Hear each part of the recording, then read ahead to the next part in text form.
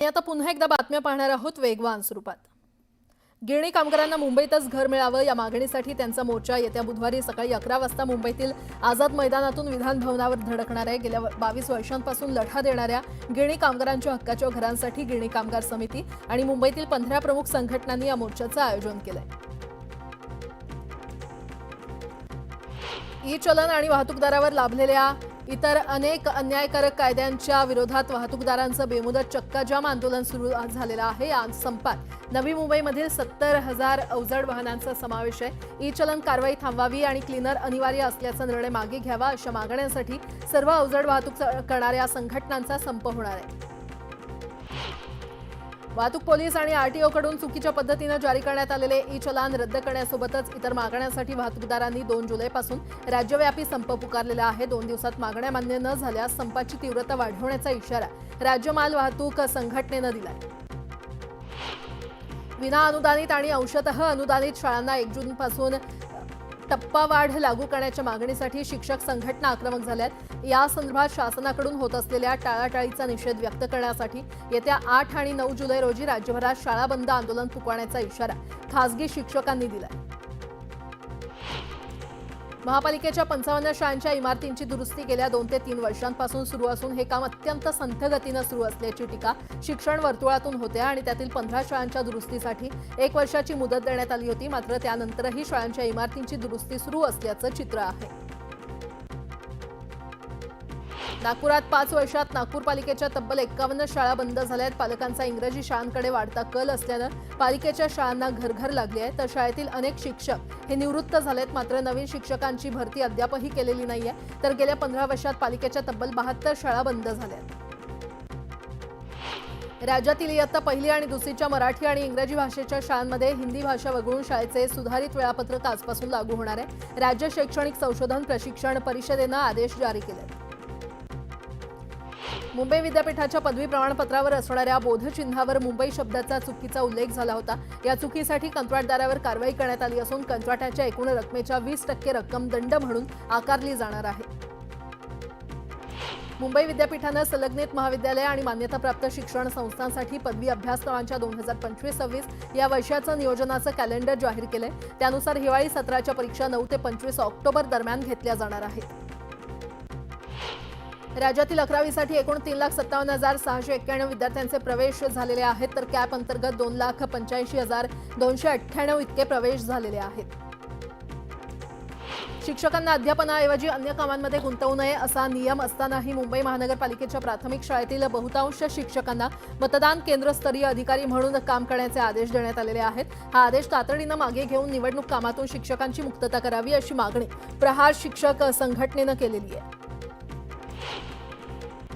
मुंबई महापालिका कार्यक्षेत्रातील 4 वैद्यकीय महाविद्यालय आणि नायर दंत महाविद्यालयामध्ये प्राध्यापक आणि अन्य अधिकाऱ्यांच्या 587 जागा रिक्त आहेत। ही रिक्त पदं MPSC मार्फत भरण्याची कार्यवाही केली जाईल असं उद्योगमंत्री उदय सामंत यांनी सांगितलं। नागपुरात झालेल्या मुसळधार पावसामुळे शहरातील अनेक सखल भागात आणि रस्त्यांवर पाणी साचलेलं आहे। पाणी साचल्यानं नागरिकांची तारांबळ उडाली आहे। मात्र नागपुरात अद्यापही 33% पाऊस कमी झाल्यानं पावसाची प्रतीक्षा कायम आहे। पर्यटनासाठी शहापुरात आलेला कल्याणचा 17 वर्षीय तरुण भारंगी नदीमध्ये बुडाला। 38 तास उलटून देखील तरुणाचा मृतदेह सापडलेला नाहीये। जीवरक्षक टीमच्या मदतीनं शोधकार्य सुरू आहे।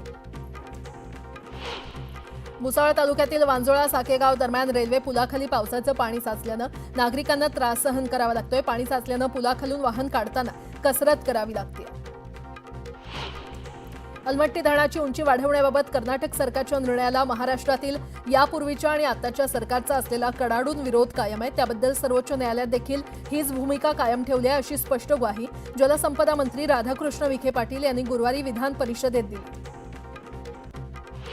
चांदोली परिसरात पावसाची संततधार कायम आहे। धरणाच्या पाणी पातळीत झपाट्यानं वाढ होत आहे। संततधार पाऊस आणि वाढणारा पाणीसाठा यामुळे चांदोली धरणाचे दरवाजे दुपारी 2 वाजता उघडण्याचा निर्णय धरण प्रशासनानं घेतलाय।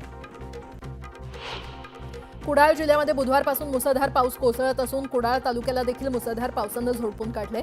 सह्याद्री पट्ट्यातही धुवाधार पाऊस कोसळत असून सर्वच नदी नाल्यांना पूर आलेला आहे आणि तालुक्यातील भंगसाळ नदीनं रौद्ररूप धारण केल्यानं गुरुवारी पहाटेपासून पुराच्या पाण्यानं नदीचं पात्र सोडलं।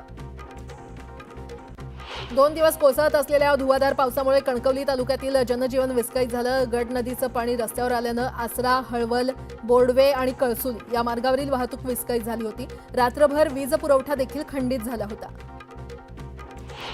पुणे शहराला पाणी पुरवठा करणाऱ्या खडकवासला धरण साखळी प्रकल्पातील धरणांच्या पाणलोट क्षेत्रामध्ये पाऊस कायम राहिल्यानं खडकवासला धरणातून पाण्याचा विसर्ग सुरू करण्यात आलेला आहे. यंदाच्या हंगामात आतापर्यंत 3.19 अब्ज घनफूट पाण्याचा विसर्ग करण्यात आलाय.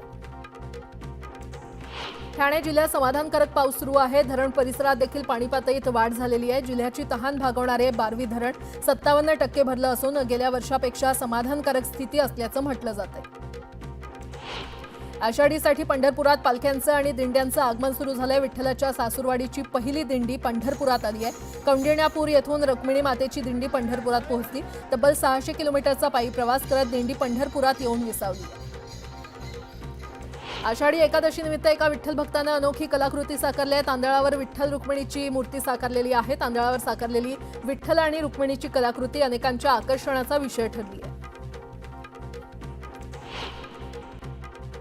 कल्याण शहरी आणि ग्रामीण भागातील भाविकांसाठी एसटी महामंडळाच्या विभागीय सूचनेनुसार प्रत्येक आगारात विशेष नियोजन करण्यात आलेलं आहे. त्यानुसार यंदा कल्याण आणि विठ्ठलवाडी एसटी आगारातून जवळपास 16 एसटी बस पंढरपूरला मार्गस्थ होणार आहेत.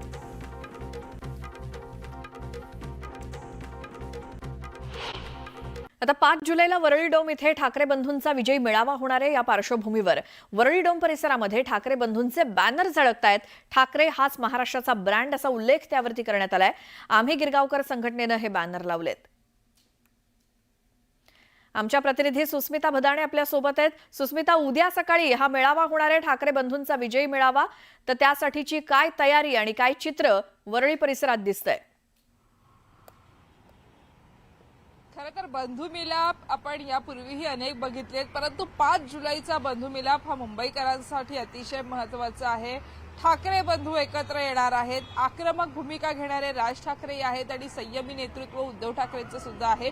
आणि हेच नेतृत्व उद्या नेमकं काय मुंबईकरांना संबोधित करतं हे बघणं महत्त्वाचं आहे. परंतु त्याची एक झलक आज वरळी डोम परिसरामध्ये आपल्याला पाहायला मिळते. विविध पद्धतीचे बॅनर्स या ठिकाणी लावण्यात आलेले आहेत, ज्यामध्ये एआयचा वापर करत भगवे झेंडे मराठी मन या दोन्ही बंधूंसोबत आहे अशा पद्धतीचं हे एआय चित्रीकरण सुद्धा करण्यात आलेलं आहे. जी लोक रिक्षा पकडून नागपूरला गेले आहेत त्यांनी परत मुंबईत ठाकरे बंधूंकडे या, नाहीतर कायमचे गुजरातला पोहोचाल अशा पद्धतीचा मजकूर सुद्धा यामध्ये लिहिलेला आपल्याला पाहायला मिळतोय. खरं तर संपूर्ण डोम परिसरामध्ये जर आपण बघितलं, आकर्षक अशी कमान साकारण्यात आलेली आहे. आपल्या मराठी जनांचं हार्दिक स्वागत आणि आवाज मराठीचा अशा आशयाचा ही एक कमान आपल्याला या ठिकाणी पाहायला मिळते. त्याचबरोबर जर आपण बघितलं तर या संपूर्ण परिसरामध्ये अर्थात कोस्टल रोडच्या ठिकाणी सुरू होतं, ॲनी बेझंट रोडच्या अगदी सुरुवातीपासून जर आपण बघितले तर महाराष्ट्राचा ब्रँड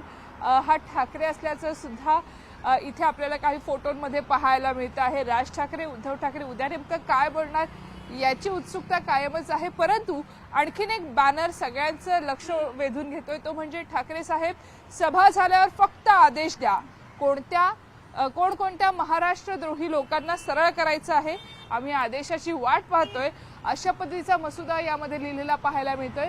आणि महाराष्ट्रासाठी मराठी लोकांसाठी ठाकरे एकत्र आल्याचा हा एक दुसरा महत्त्वाचा बॅनर या ठिकाणी पाहायला मिळतोय, ज्यामध्ये ठाकरे बंधूंना आवाहन करण्यात आलेलं आहे की तुम्ही आम्हाला मार्ग सांगा, दिशा द्या, आम्ही त्या दिशेनं वाटचाल करू अशा पद्धतीचा मजकूर यात लिहिण्यात आलेला आहे. खरं तर या संपूर्ण परिसरामध्ये उद्या प्रचंड मोठ्या संख्येनं सर्व कार्यकर्ते पदाधिकारी एकत्र येणार आहेत. त्यापूर्वी विविध पद्धतीचे बॅनर्स हे लक्ष वेधून घेतात आणि तशाच पद्धतीचे काही बॅनर्स हे आपल्याला ॲनी बेझंट रोडच्या अगदी सुरुवातीला कोस्टल रोड जिथून सुरू होतो त्या ठिकाणी पाहायला मिळतात. कमान सुद्धा महाराष्ट्राचा आवाज या मसुद्याखालीच आपल्याला तयार करण्यात आलेली श्वेता पाहायला मिळते आहे. त्यामुळं संपूर्ण परिसर उद्या बॅनर्सने भरणार आहे. मनसे आणि शिवसेनेचे कार्यकर्ते एकत्र येणार आहेत. बिलकुल सुस्मिता, या सगळ्या माहितीसाठी धन्यवाद. त्यामुळे सध्या हे बॅनर्स आणि होर्डिंग्सने संपूर्ण वरळी परिसर हा भरून गेलेला आहे उद्याच्या मेळाव्या संदर्भात.